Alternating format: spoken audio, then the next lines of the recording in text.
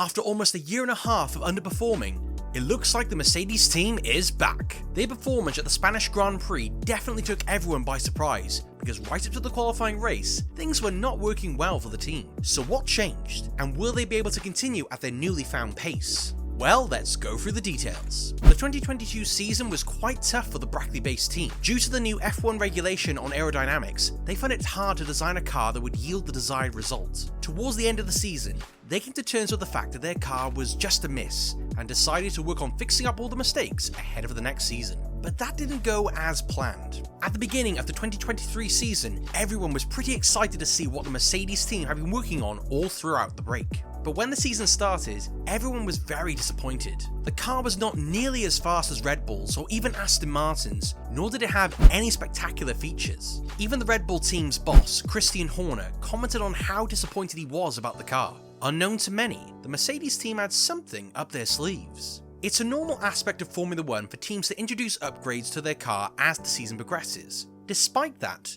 no one expected the upgrade introduced by the Silver Arrows team to make a whole difference. In fact, it was initially a big flop. They had introduced the upgrades package, which featured the elimination of the controversial zero-side pod design at the Monaco GP. It had not yielded any significant results, and the rival teams must have laughed at their continuous failures. Then it all changed at the Spanish Grand Prix. The upgrade the team introduced at the Monaco Grand Prix was not all of the packages. They had only introduced bits of it to know whether they were headed in the right direction, because they had done a complete overhaul of the previous aerodynamic design of the vehicle. And at the Monaco GP, the engineers got the few positive signs they were searching for and went ahead to introduce the full package at the Spanish Grand Prix. At the qualifying race of the Spanish Grand Prix, the Mercedes team must have felt like they'd been jinxed because nothing about the car was right. But the team worked on the car all night, and when the drivers got into their cars the next day, it felt totally different. In fact, Hamilton and Russell earned the second and third podiums respectively. The most incredible part is that Russell had got to the third position all the way from the 11th position, beating the likes of Sergio Perez and Fernando Alonso, who had gotten a good head start. The Mercedes team principal Toto Wolff explained how they had been able to get such remarkable results at the race despite the initial setbacks.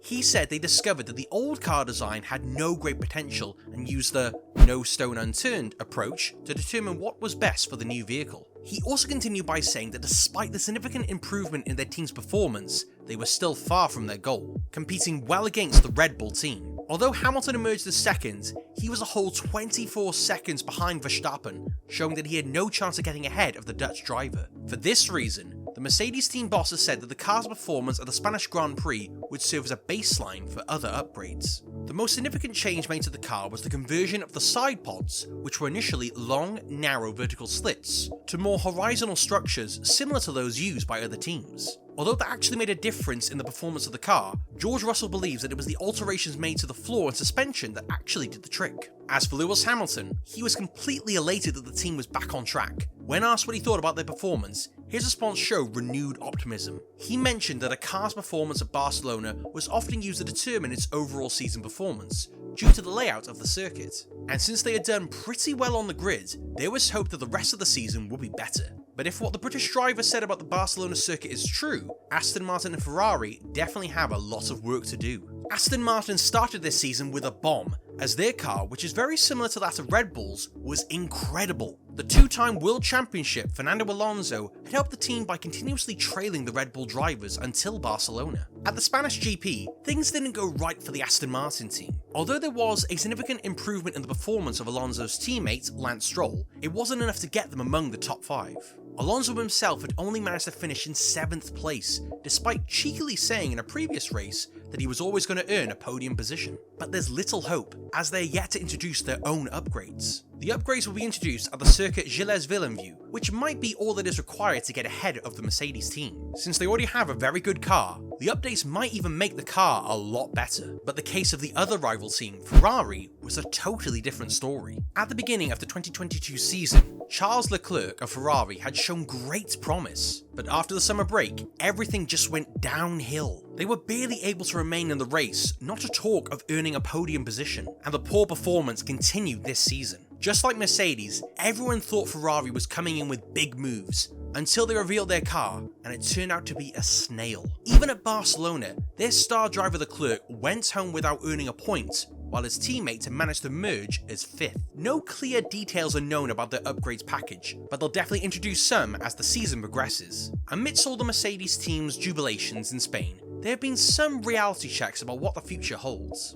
After the race, the team's trackside engineering director, Andrew Schlovlin, has revealed that the Canadian Grand Prix that is going to hold next might prove to be more challenging for them. He said that the car's new design was well suited to Barcelona's circuit, where a lot of high-speed performance was required. But the Montreal circuit, which has a low downforce nature, is the clear opposite. The fact is that the update works very well around circuits like Barcelona, with a lot of high-speed performance. Now where we're going to next week, Montreal, is a very different circuit, and we would expect more of a challenge there. So the next race will be a true determiner of the car's abilities. But that's not all the team has to worry about. It's true that the double podium earned by the team has boosted their standings on the constructive table, and if they can remain there till the end of the season, they'll get a huge prize money, but it also comes at a cost. As part of the new set of regulations that were introduced by the F1 in 2021, teams are now restricted to a certain number of wind tunnel testing runs and compilation fuel dynamics they can do to develop their cars. The allocated time is also based on the team's standing on the constructors' table during the previous seasons.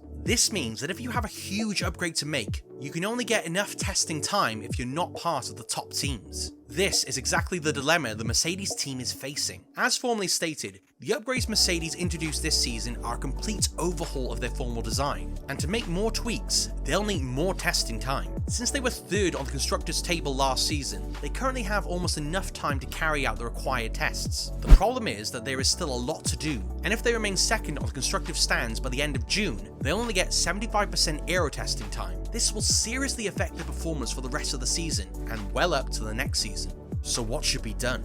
Former F1 World Champion Damon Hill has suggested that they should think of the future and intentionally perform poorly so that they can make the necessary upgrades and get enough testing time. He said that, since the aim was to emerge as the champions and not just a mere 2nd position, they should sacrifice their current position to get better. This is because the gap between their team and Red Bull is wide, and there are chances that they won't close the gap till the season ends. Although what Hill says might be a little illegal, it's solid advice because if they keep going at their newly found pace, they'll be good enough to remain 2nd, but not enough to beat Verstappen, and that means they will be losing out in both aspects. For now, the Silver Arrows team has not made any comment regarding that and might never do, but their performance in subsequent races might indicate the path they've decided to follow. So what do you think the Mercedes team should do? See you in the next video.